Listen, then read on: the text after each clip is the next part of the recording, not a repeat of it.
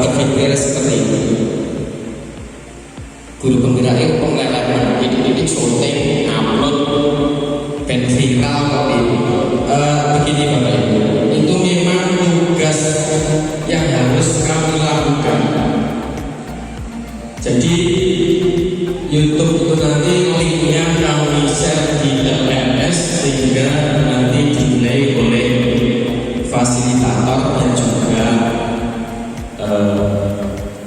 pengajar praktek seperti itu.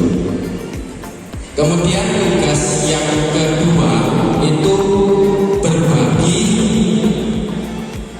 kepada teman sejawat, kepada Bapak Ibu guru terkait dengan budaya positif yang sudah kami lakukan di sekolah. Selanjutnya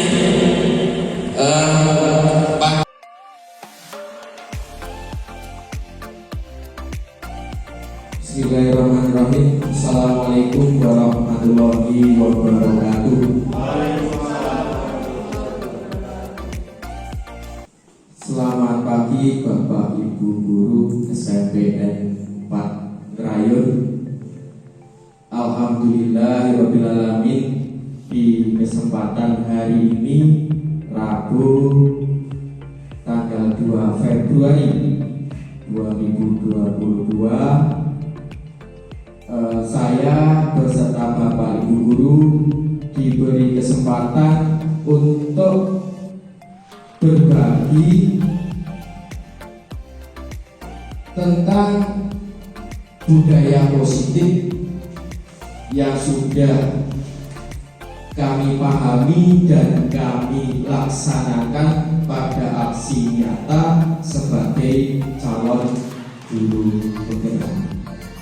Untuk itu, saya mengucapkan terima kasih banyak kepada Bapak Ibu guru yang telah bersedia mengikuti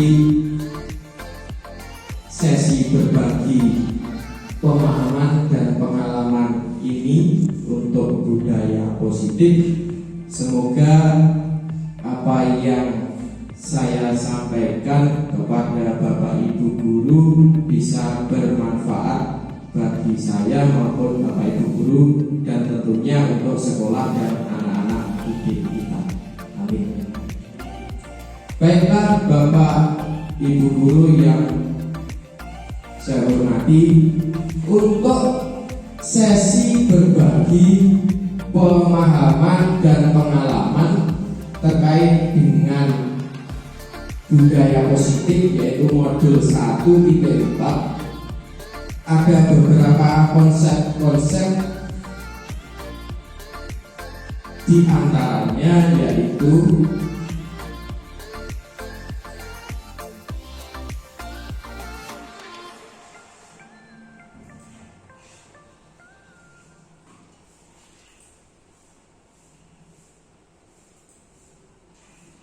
yang pertama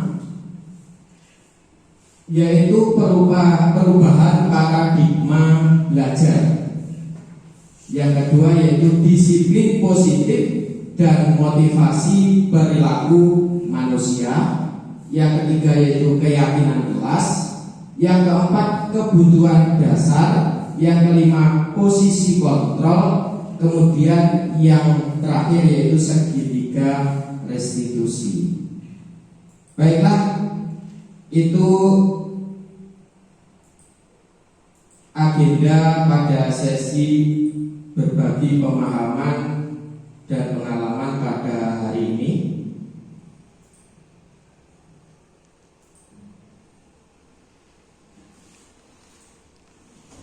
Selanjutnya, untuk budaya positif oleh beliau Ki Hajar Dewantara, yaitu budaya positif atau ekosistem positif. Kita ambil contoh perbandingannya dengan hidup tumbuh-tumbuhan.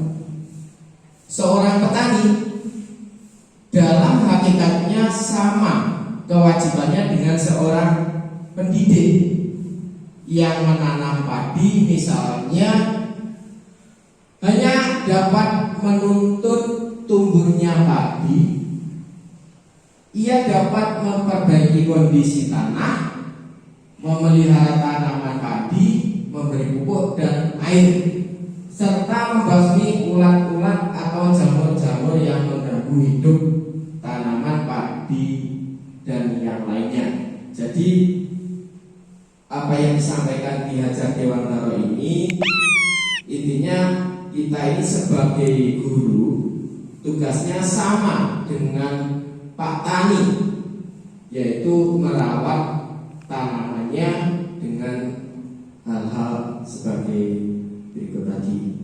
Selanjutnya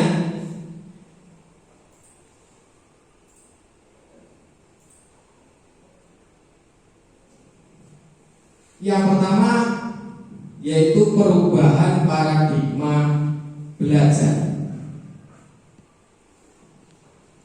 Pada perubahan paradigma kita melakukan kegiatan kepalan tangan.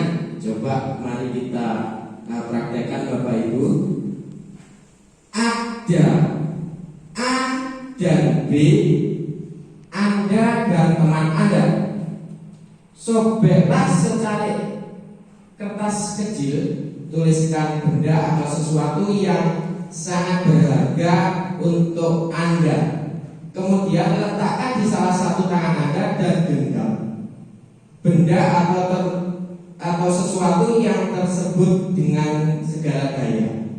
Buatlah sebuah kepala. Teman Anda akan mencoba dengan sekuat tenaga dengan berbagai cara meminta Anda memberikan benda tersebut. Apa yang akan terjadi? Jadi kita seakan menggenggam sebuah benda yang menurut kita sangat berharga. Kemudian teman kita berkehendak untuk atau memaksa untuk melepaskan genggaman tangan tersebut dengan berbagai cara, merayu, kemudian bahkan memberi uang untuk membuka tangan tersebut. Tapi pada perubahan paradigma teori kontrol yaitu yang pertama guru mengontrol murid, yang selanjutnya kritik dan membuat orang merasa bersalah dapat menguatkan karakter. Kemudian semua penguatan positif efektif dan bermanfaat. Dilanjutkan, orang dewasa memiliki hak untuk memaksa. Ini adalah ilusi kontrol kita sebagai guru untuk mengontrol murid. Selanjutnya, perubahan paradigma stimulus respon ke teori kontrol. Apakah bisa kita mengontrol seseorang? Pada stimulus respon, kita mencoba mengubah orang agar berpandangan sama dengan kita. Akan tetapi pada teori kontrol, kita berusaha memahami pandangan orang lain tentang dunia. Selanjutnya, perilaku buruk dilihat sebagai suatu kesalahan. Kemudian pada teori kontrol, semua perilaku memiliki tujuan. Selanjutnya, orang lain bisa mengontrol saya, akan tetapi hanya Anda atau hanya saya yang bisa mengontrol diri kita sendiri. Saya bisa mengontrol orang lain, akan tetapi saya tidak bisa mengontrol orang lain. Pemaksaan ada pada saat bujukan gagal. Pada teori kontrol, kolaborasi dan konsensus menciptakan pilihan-pilihan baru. Selanjutnya, model berpikir menang dan kalah. Pada teori kontrol, model berpikir yaitu menang dan menang. Selanjutnya, yang kedua yaitu disiplin positif dan motivasi perilaku manusia.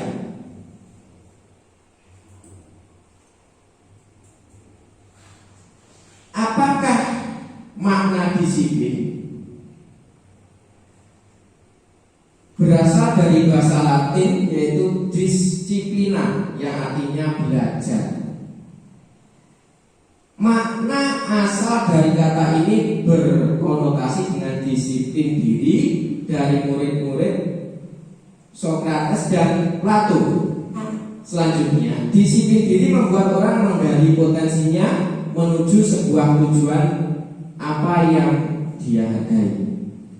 Kemudian, namun dalam budaya kita, makna kata disiplin telah berubah menjadi sesuatu yang dilakukan seseorang pada orang lain untuk mendapatkan kepatuhan. Kecenderungan umum adalah menghubungkan disiplin dengan ketidaknyamanan, bukan dengan apa yang kita hargai atau pencapaian suatu tujuan mulia. Selanjutnya, teori motivasi perilaku manusia. Yang pertama adalah untuk menghindari ketidaknyamanan atau hukuman, yaitu motivasi eksternal dari luar. Jadi apa yang akan terjadi apabila saya tidak melakukannya? Kemudian yang kedua, untuk mendapatkan imbalan dari orang lain atau institusi. Apa yang akan saya dapatkan apabila saya melakukannya? Ini juga motivasi eksternal. Yang ketiga yaitu adalah untuk menghargai diri sendiri, menjadi insan sesuai harapan kita. Pertanyaannya, saya akan menjadi orang yang seperti apa bila saya melakukannya? Nah, inilah motivasi internal tujuan disiplin positif. Yang selanjutnya Bapak Ibu, merdeka menurut Ki Hajar Dewantara itu tidak hanya merdeka untuk maksudnya tidak hanya terlepas dari perintah, akan tetapi juga cakap buat memerintah diri sendiri. Selanjutnya, rangkaian dari atau komponen dari budaya positif ada peraturan kelas, kemudian keyakinan kelas, lingkungan yang positif, dan jadilah budaya positif. Baiklah Bapak Ibu, yang selanjutnya yang ketiga ya, adalah keyakinan kelas. Keyakinan kelas di sini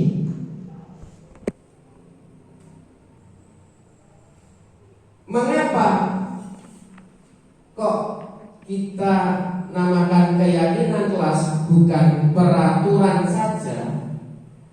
Di sini keyakinan kelas, hukuman dan penghargaan, yaitu mengapa ada peraturan harus menggunakan helm bila mengendarai kendaraan roda 2. Kemudian mengapa ada peraturan 3M, menggunakan masker, mencuci tangan, dan menjaga jarak 1,5 meter? Mengapa harus datang tepat waktu pada saat mengikuti pelatihan. Nah, dari kalimat-kalimat pertanyaan berikut untuk mendukung motivasi intrinsik kembali ke nilai-nilai atau keyakinan-keyakinan lebih menggerakkan seseorang dibandingkan mengikuti serangkaian peraturan-peraturan. Selanjutnya, nah ini contoh dari kesepakatan kelas.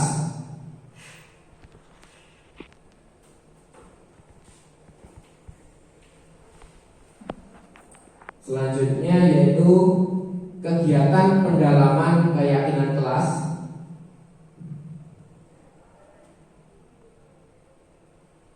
Kata hormat yaitu kami meyakini bahwa sangat penting untuk menghormati semua orang dan barang milik orang lain.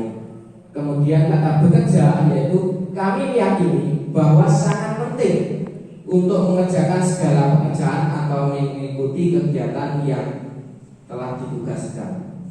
Selanjutnya diterima dan dimiliki. Kami meyakini bahwa sangat penting untuk merasa diterima pada suatu kelompok dan saling peduli satu dengan yang lainnya. Selanjutnya di sini ada tabel peraturan dan keyakinan kelas atau nilai kebajikan yang dituju.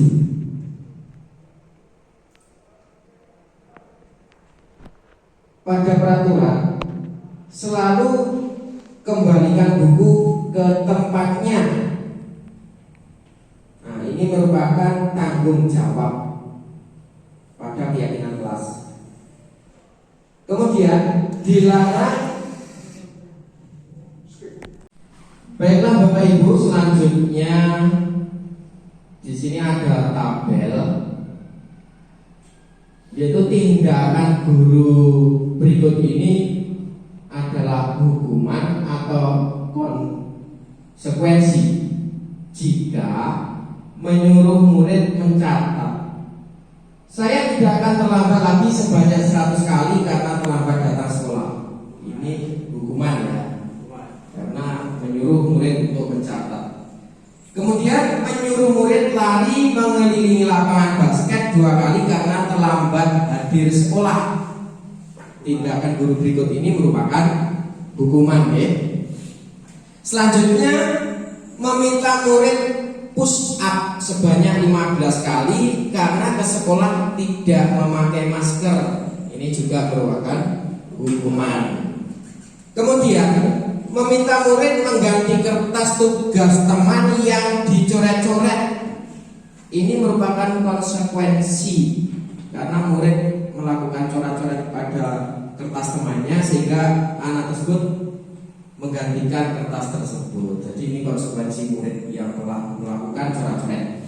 Selanjutnya meminta murid membersihkan tumpahan air di meja karena tempat minum tersinggol. Ini juga konsekuensi yang diterima murid yang melupakan air. Selanjutnya meminta murid tidak mengenakan sepatu seharian di sekolah karena sepatunya tidak berwarna hitam.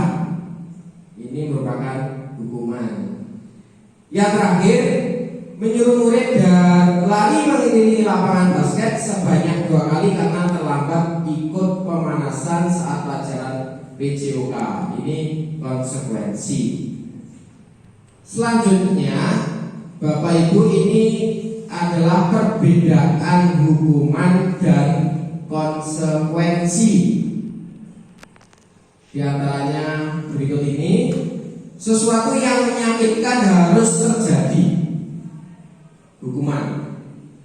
Nah, konsekuensi yaitu sesuatu harus terjadi, tidak perlu menyakitkan untuk konsekuensi. Selanjutnya untuk hukuman, membuat anak sakit fisik maupun hati untuk jangka waktu yang lama. Sedangkan konsekuensi membuat anak merasa tidak nyaman dalam jangka waktu yang pendek. Kemudian hukuman, anak membenci kedisiplinan.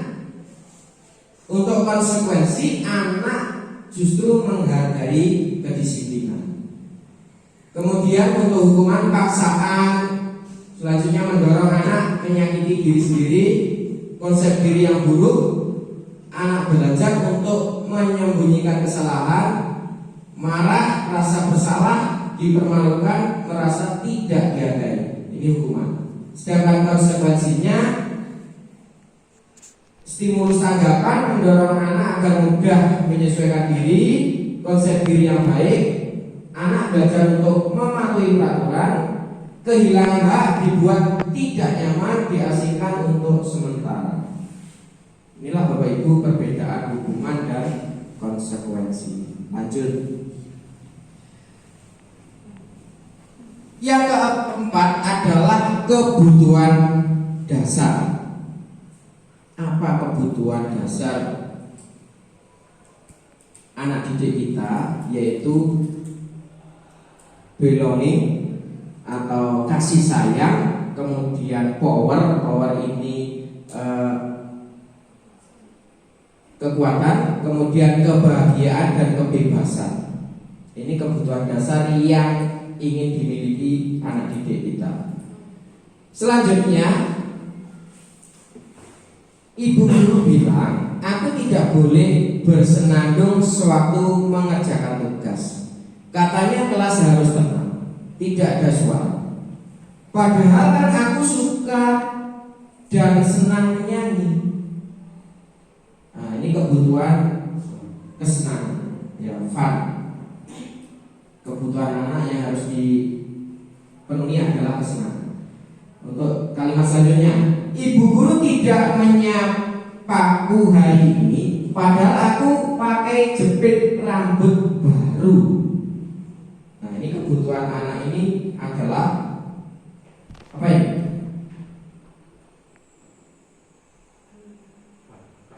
Kasih sayang. Iya, kasih sayang. Kasih sayang. Jadi anak ini perlu diperhatikan dan dikasih sayangi oleh guru. Kalimat yang ketiga, aku bosan. Masa belajarnya cuma gitu-gitu aja. Dengerin ibu guru aja. Nah, ini kebutuhan yang dipenuhi anak adalah kebebasan. Selanjutnya, aku sebel, gambarku tidak rapi, malah ibu guru nunjukin ke teman-temanku ke depan kelas. Kira-kira apa yang Bapak Ibu guru? Kesenangan ya. Ini anak butuh kesenangan. Ini merasa tidak senang. Lanjutnya, posisi kontrol. Bapak Ibu, ada 5 posisi kontrol, yaitu sebagai penghukum, kemudian sebagai pembuat merasa bersalah, selanjutnya sebagai teman, sebagai pemantau dan manajer. Jadi ketika anak mendapatkan masalah, Bapak Ibu guru ini bisa memposisikan diri sebagai kelima ini: penghukum, pembuat merasa bersalah, teman, pemantau, ataupun manajer. Kemudian pada 5 posisi kontrol, di mana posisi Anda sebelum belajar modul disiplin positif? Bagaimana perasaan Anda saat itu? Di mana posisi Anda saat ini? Bagaimana perasaan Anda saat ini? Selanjutnya, berapa besar sebuah pesan tersampaikan jika menggunakan kata-kata, nada suara, dan non-verbal? Pesan yang kita sampaikan dengan kata-kata itu ternyata hanya 10%. Kemudian untuk nada suara itu 35%, sedangkan non-verbal ini 55%. Ini kegiatan nada suara bersama-sama pada hitungan ketiga memperhatikan nada suara kelima, positif dengan pasangan nada. Ini sebagai penghukum, pembuat orang lain merasa bersalah, teman dan Selanjutnya, segitiga restitusi. Ini yang terakhir Bapak Ibu pada budaya positif. Apa itu restitusi? Restitusi adalah proses menciptakan kondisi baik murid untuk memperbaiki kesalahan mereka sehingga bisa kembali ke kelompok mereka dengan karakter yang lebih kuat.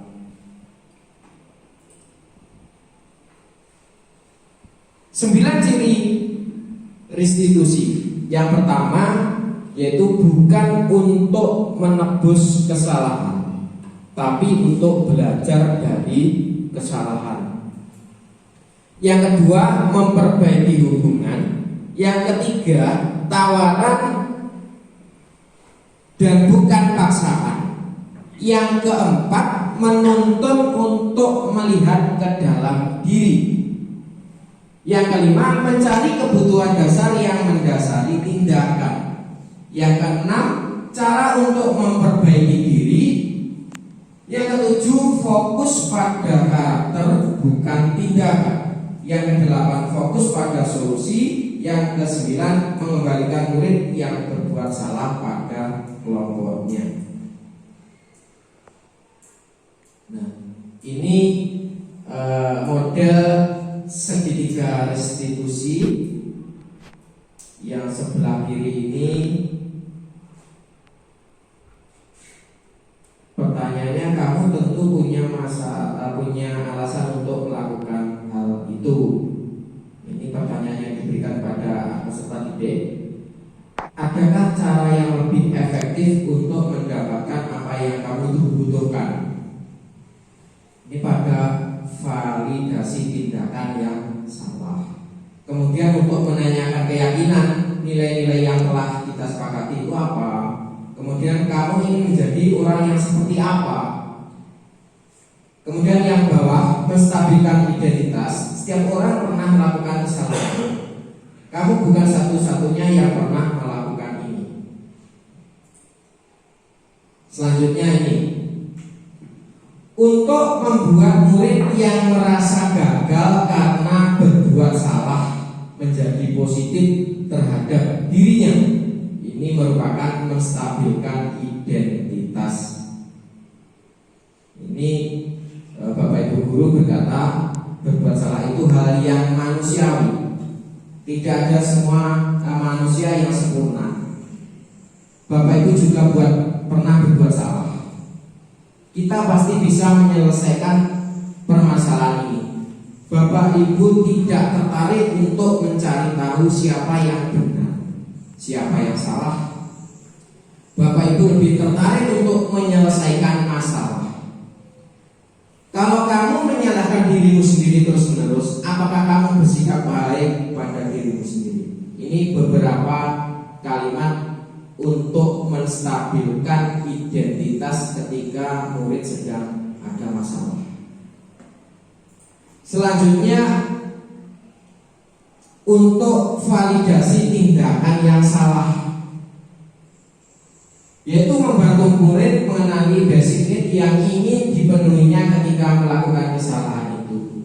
Jadi apa yang ingin dipenuhi kok siswa kita berbuat salah? Nah, beberapa pertanyaan yang kita sampaikan kepada anak didik kita. Kamu bisa saja kan melakukan hal yang lebih buruk, tapi kamu tidak melakukannya. Kamu pasti punya alasan mengapa melakukannya. Apa yang penting bagi kamu? Kamu boleh tetap berusaha menjadi sikap itu, tapi tambahkan sikap yang lain yang baru. Maukah kamu belajar cara lain untuk mendapatkan yang kamu butuhkan? Apakah kamu bisa melakukan dengan lebih baik? Ini beberapa pertanyaan yang kita tujukan kepada anak didik kita terkait dengan validasi tindakan yang salah. Selanjutnya, Bapak Ibu menanyakan keyakinan kelas yang telah disepakati di kelasnya. Murid melihat kesalahannya dihubungkan dengan nilai-nilai kebajikan yang diyakininya, mendasari manusia berinteraksi dengan orang lain. Beberapa pertanyaan dulu untuk murid. Apa nilai yang kita percaya di kelas kita? Nilai-nilai kebajikan atau keyakinan apa yang telah kita sepakati?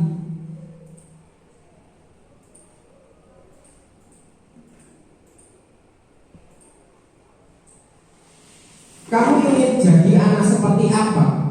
Apa yang kamu rasakan ketika kamu melakukan itu? Menjadi orang yang seperti apa? Ini beberapa pertanyaan yang disampaikan guru untuk peserta didik pada saat menanyakan keyakinan. Lanjutnya, Bapak Ibu, ini intervensi 30 detik. Apakah kamu ingin berbuat lebih baik? Apakah saat ini kamu sedang menjadi orang yang sedang kamu inginkan? Dan selanjutnya, baiklah Bapak Ibu,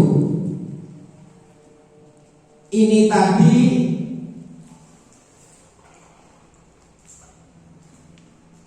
pemahaman tentang budaya positif.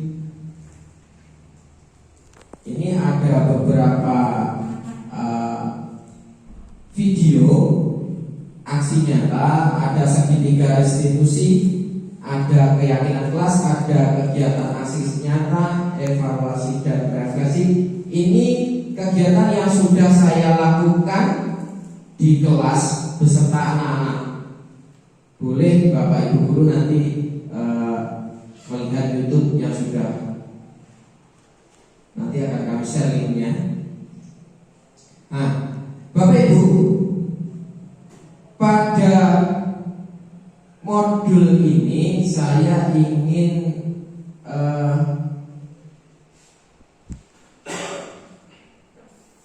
merefleksi dengan Bapak Ibu guru di sini. Silakan Bapak Ibu mengisi Padlet.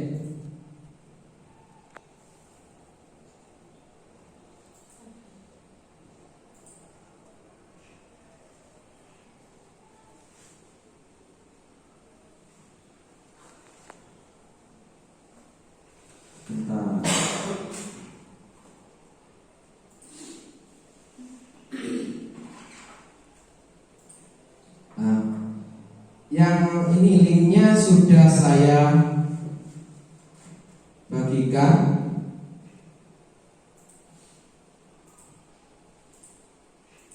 Baiklah Bapak Ibu, ini tadi sesi berbagi pemahaman dan pengalaman modul 1.4 tentang budaya positif.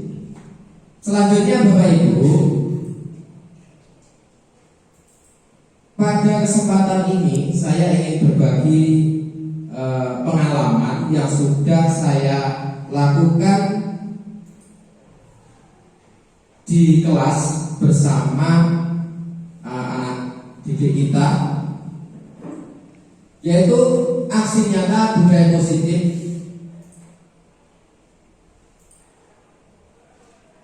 bekerja sama dengan Bapak Kepala Sekolah. Tentunya kegiatan saya atas izin dan dukungan Bapak Kepala Sekolah. Kemudian ada Bapak Fasilitator, Bapak Pengajar Praktek. Nah, pada kegiatan aksi nyata ini, modul 1.4 adalah puncak kegiatan yang harus dilaksanakan, dilaporkan, diunggah di YouTube, kemudian linknya diunggah di LMS dan akan dinilai. Jadi Bapak Ibu, aksi nyata yang sudah kami lakukan ini nanti diupload di YouTube, linknya dinilai di LMS. Jenis kegiatannya yang pertama mengimplementasikan konsep-konsep inti dalam modul budaya positif di lingkungan kelas sesuai yang dibuat di tahap koneksi antar materi. Nah, kegiatan hari ini adalah kegiatan pada nomor 2, membagikan pemahaman dan pengalaman dalam menerapkannya kepada rekan-rekan sejawat, boleh atau saya sampaikan yang nomor satu, mengimplementasikan.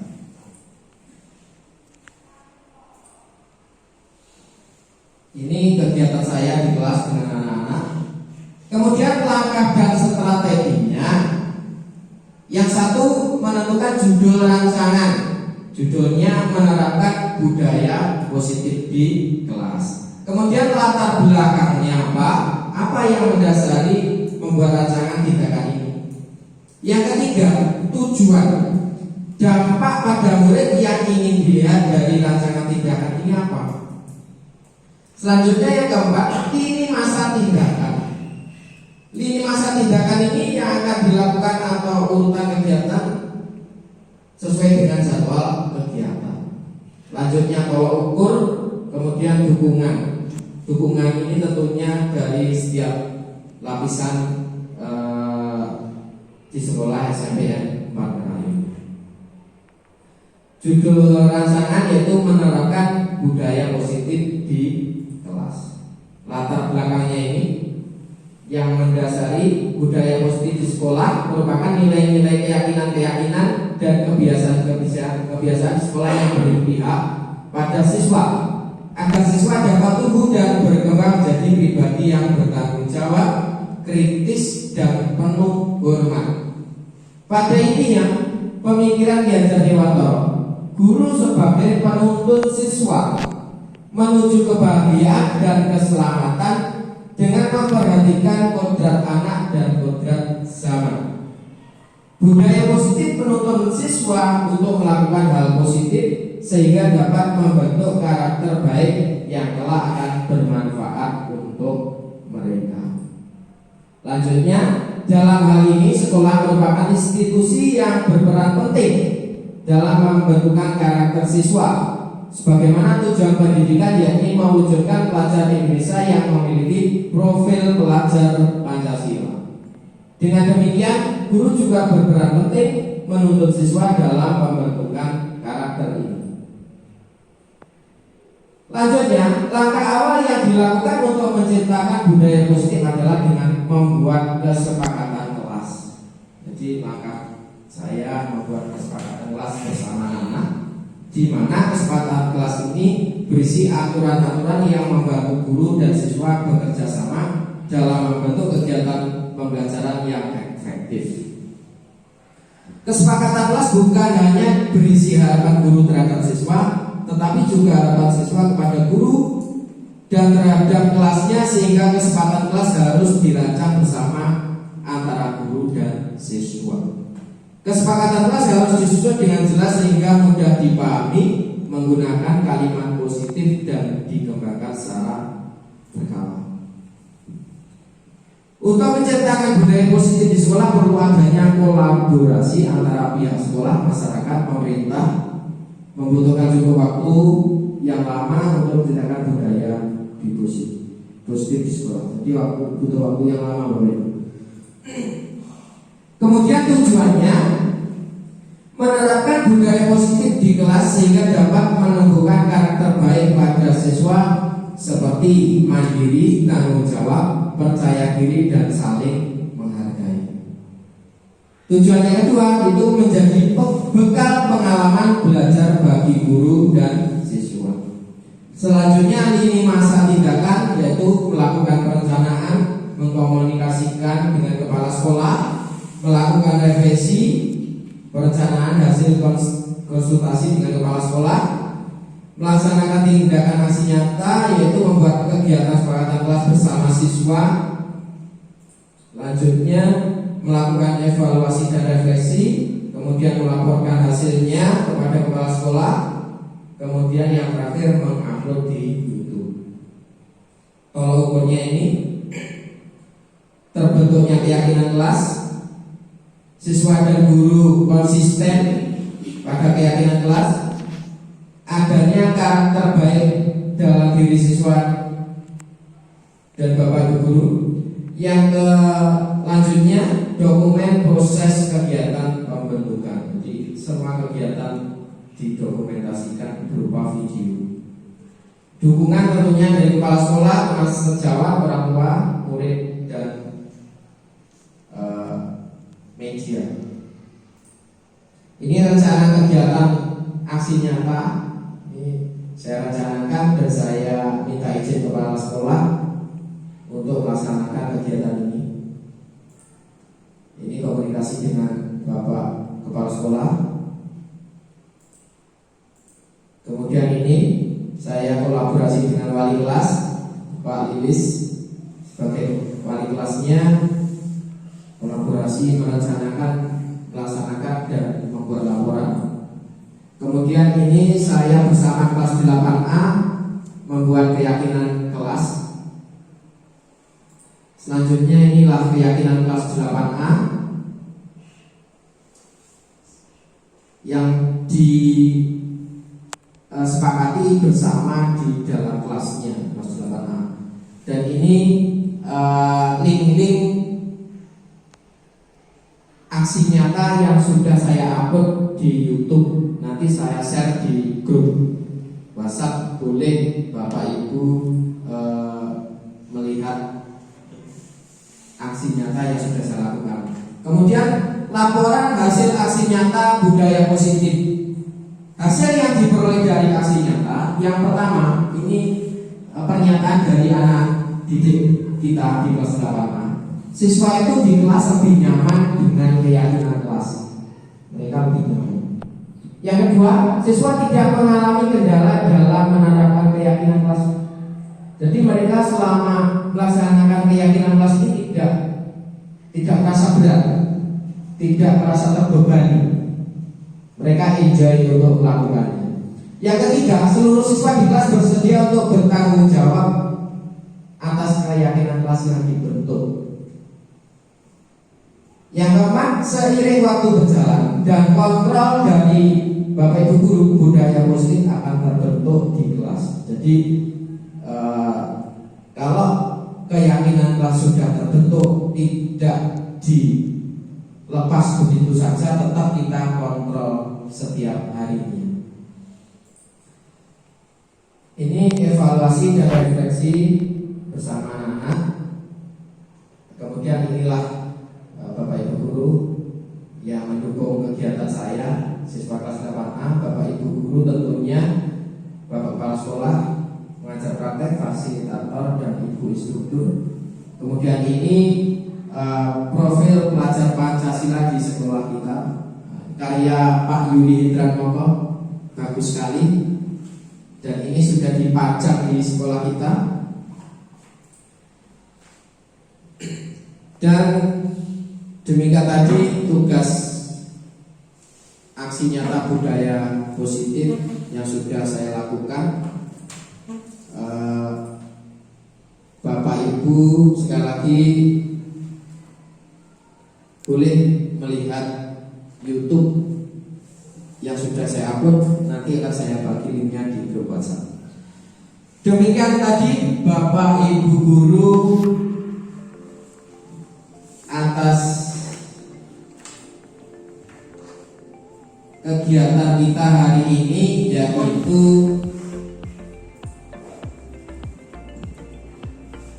berbagi pemahaman dan pengalaman tentang budaya positif di sekolah kita. Terima kasih atas waktu dari Bapak Ibu, dan sekali lagi mohon maaf telah mengganggu waktu aktivitas kajian semuanya. Semoga budaya positif yang kita pahami bersama bermanfaat untuk kita dan sekolah kita. Selanjutnya dari saya, ada kurang lebihnya mohon maaf. Bila taufiq wal hidayah. Assalamualaikum warahmatullahi wabarakatuh.